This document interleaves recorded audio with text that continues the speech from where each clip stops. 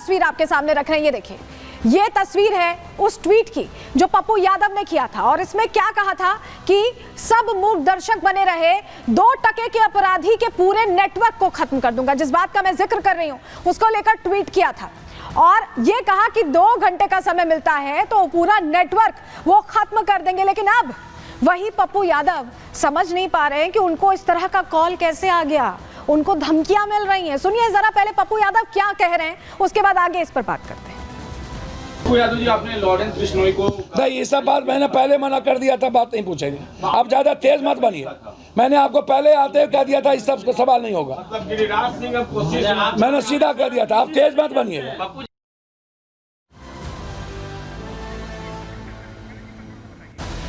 तो सुना आपने पप्पू यादव क्या कह रहे, पहले तो कह रहे थे कि सफाया करेंगे, लेकिन अब वो डर गए हैं। उनको कॉल आया है और इस कॉल में उन्हें जान से मारने की धमकी दी गई है। चलिए जानकारी आपके सामने रख रहे हैं। दरअसल आपको बताएं, पूर्णिया से सांसद पप्पू यादव को धमकी मिली और ये धमकी कहां मिली है, कॉल पर मिली है। लॉरेंस गैंग के शूटर मयंक ने यह धमकी दी है। पप्पू यादव को यह कह दिया गया है कि जान से मार दिया जाएगा अगर इस मामले में घुसते हैं तो। 26 अक्टूबर को सोशल मीडिया पर यह पोस्ट जो उनकी तरफ से किया गया है उसको लेकर कहा गया है, सोशल मीडिया पर वायरल हो रहा है ऑडियो और रेस्ट इन पीस करने की धमकी दे दी गई है। रेस्ट इन पीस यानी RIP कह रहे हैं पप्पू यादव को। और पप्पू यादव को लेकर अब ये जो बात आई है उसको लेकर पप्पू यादव ने साक्ष्य भी दिए हैं। जी हाँ, एक ऑडियो कॉल पूरी रिकॉर्ड हुई है जिसमें पूरा कन्वर्सेशन है। आपको जरा सुनवाते हैं किस तरह से धमकी मिली है पप्पू यादव को और पप्पू यादव क्या कह रहे हैं उस बातचीत में। सुनिए पहले। तो कमेंट या कहीं किसी के खिलाफ बोलना सोच समझ के बोलना चाहिए भैया, किसी के खिलाफ, क्या कह रहे हैं हम?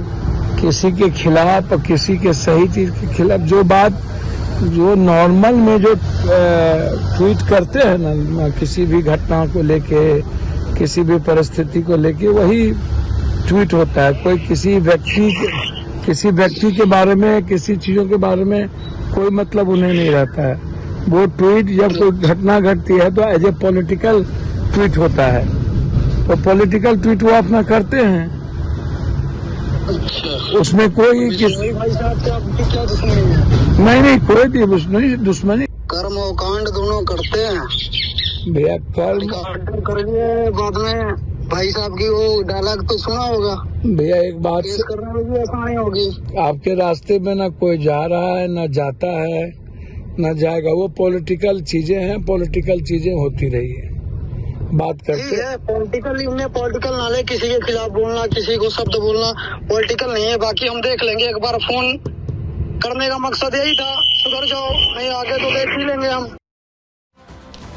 तो सुना आपने कैसे धमकी वाला कॉल आया है और उस धमकी वाले कॉल में डराया भी जा रहा है, धमकाया भी जा रहा है, चेताया भी जा रहा है कि दोबारा इसमें नहीं आना है। इसको लेकर SP क्या कह रहे हैं, उनसे जो शिकायत उन तक पहुंची है, जांच कहां कैसे हो रही है, सुन लीजिए पहले। अभी मुझे मीडिया के थ्रू जानकारी मिली है कि इस तरह की बात है। इस पर हम लोग जांच करवा रहे हैं और वैसे उनको जो संकल्प के हिसाब से सुरक्षा मुहैया कराई गई है और वो Y+ सिक्योरिटी में ऑलरेडी हैं, उसमें उनको जो रिक्वायर्ड सुरक्षा है वो दिलाई जा रही है। साथ ही में जो आसपास के क्षेत्रों में सूचना संकलन भी की जा रही है कि इस तरह कोई मामला हो जिसमें हम लोग दृढ़तापूर्वक इस पर कार्रवाई कर सके। बाकी इस पर जाँच चल रहा है।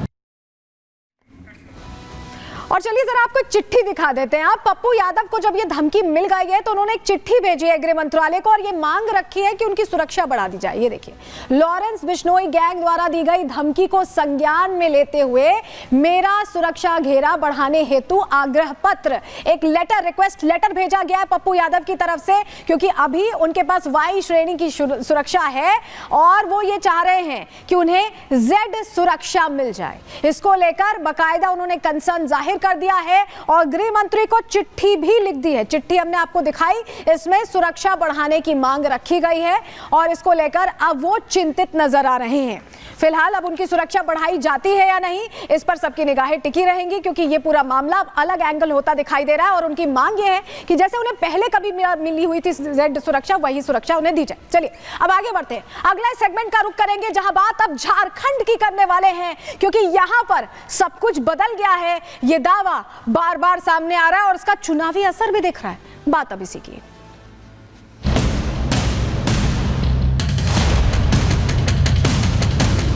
ये 11% बांग्लादेशी घुसपैठिया है ये झारखंड की सरकार खुद इसको मान रही है। आप वापस कहाँ भेज रहे हैं? आप तो खुद पाल रहे। घुसपैठियों का खिलाफ हमें आग लगाना है, झारखंड को सारण भूमि बनाना है।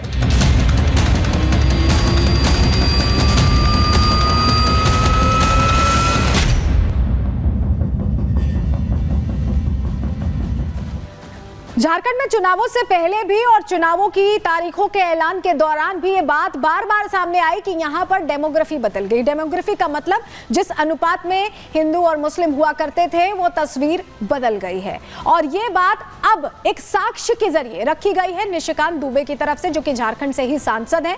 और उन्होंने ये बताया कि 2023 की ये रिपोर्ट बताती है कि कैसे वाकई यहाँ पर अनुपात में बदलाव हुआ है और हैरान करने वाला बदलाव हुआ है। और इसी पर अब कहीं ना कहीं हेमंत सोरेन सरकार घिरती दिखाई दे रही है, जवाब नहीं दे पा रही है। क्योंकि देखिए जो खुलासे हुए, चलिए आपको सबसे पहले बताते हैं कि खुलासे क्या हुए, क्योंकि आपके लिए जो आंकड़े सामने आए हैं वो हैरान करने वाले हैं और आपके लिए समझना जरूरी है कि आखिर आंकड़ों में कहा क्या गया है। चलिए जानकारी सबसे पहले आपके सामने रख रहे हैं, क्योंकि जो कहा गया है वो ये बता रहा है कि झारखंड में वाकई जो चेंजेस हैं वो बड़े हैं। झारखंड में तेजी से डेमोग्राफी बदल रही है, ये कहा गया है 2023 की रिपोर्ट का जिक्र करते हुए। मुस्लिम और ईसाई जनसंख्या में अचानक से ही इजाफा होने लगा है। झारखंड में जो हिंदू आबादी थी वो घट रही है और उसको सपोर्ट करती हुई रिपोर्ट भी पेश की गई। ये संथाल परगना आदिवासी इलाका है, मैं आपको बताऊं, लेकिन यहाँ पर सबसे तेजी से हिंदू घट गए हैं। आदिवासियों की संख्या भी यहाँ तेजी से घट गई है, ये जानकारी मिल रही है। इसको लेकर आंकड़े सामने आ रहे हैं। डेमोग्राफी चेंज पर अब बीजेपी सवाल कर रही है, बीजेपी प्रश्न पूछ रही है। झारखंड सरकार इसे बढ़ावा दे रही है, यह आरोप भी बीजेपी की तरफ से लगाए जा रहे हैं। और बीजेपी का यह कहना है कि इससे आदिवासी अस्मिता, जिसके लिए झारखंड जाना जाता है, पहचाना जाता है, वो आदिवासी अस्मिता खतरे में आ गए हैं। यहां तक कि जो आदिवासी हैं उनकी जमीन भी छीनी जा रही है, उनकी जमीन हड़पी जा रही है, ये बात कही गई है। और चलिए आपको जरा वो 2023 का वो पत्र दिखा देते हैं जिसका जिक्र कर रहे हैं निशिकांत दुबे, जिसके बेस पर वो ये बात कह रहे हैं। ये देखिए, ये वो लेटर है और ये झारखंड की जो स्पेशल सेल है उसका लेटर है। तो किसी राजनीतिक पार्टी का इससे कोई लेना देना नहीं है, ये साक्ष्य है, ये रिपोर्ट है 2023 में जो लेटर में लिखा गया है उसकी मोटी मोटी बातें हम आपको बताएं। इसमें ये कहा जा रहा है कि घुसपैठिए बहुत तेजी से यहाँ नागरिक बन रहे हैं और इसको लेकर कुछ किया नहीं जा रहा है। 2023 की रिपोर्ट है, 2024 में इस वक्त हम हैं, 1 साल पहले की रिपोर्ट में ही चिंता जाहिर कर दी गई है। ऐसे में आपको बताएं कि निशिकांत दुबे तो ये बात कह ही रहे, इससे पहले हेमंता बिस्वा शर्मा भी यही कहते रहे हैं, झारखंड के बीजेपी प्रभारी, उन्होंने बहुत कंसर्न इसको लेकर जाहिर किया। सुनिए जरा पहले। 9% मुस्लिम आबादी थी 1951 में, आज वो 24% हो गई। पूरे देश में से मुस्लिम जो है 4% बढ़ा, हमारे संथाल प्रणाम में वो 15% बढ़ा, ये 11% बांग्लादेशी घुसपैठिया है। ये झारखंड की सरकार खुद इसको मान रही है। इसके बाद भी वोट बैंक की पॉलिटिक्स में आदिवासियों की संख्या घट जाए, आदिवासी मर जाएं, आदिवासी तुरहित हो जाए, इसके लिए ना कांग्रेस को मतलब है, ना झारखंड मुक्ति मोर्चा को मतलब है। और संथाल परगना एक ऐसे भयावह स्थिति में है कि जो ग्रेटर बांग्लादेश बनने की स्थिति है वो संथाल परगना से उसकी शुरुआत हो रही है। और इस पर जब तक कि एनआरसी लागू नहीं हो जाएगा, आदिवासियों का ज़मीन हम उनको वापस नहीं लौटा देंगे और जब तक बांग्लादेशी घुसपैठियों को यहाँ खदेड़ कर नहीं भगा देंगे, भारतीय जनता पार्टी चैन से नहीं बैठेगी। जहाँ में ये लिखा गया है कि घुसपैठी आते हैं, मद्रासा में उनका ट्रेनिंग होता है, आधार कार्ड बना दिया जाते हैं, तमाम बातें अभी सामने आ रहा है। हमारा यही मानना है कि ये चुनाव का बाद बीजेपी सरकार बनेगा और हम लोग संथाल परगना में एनआरसी भी बनाऊंगा और घुसपैठी को बाहर भी करूंगा।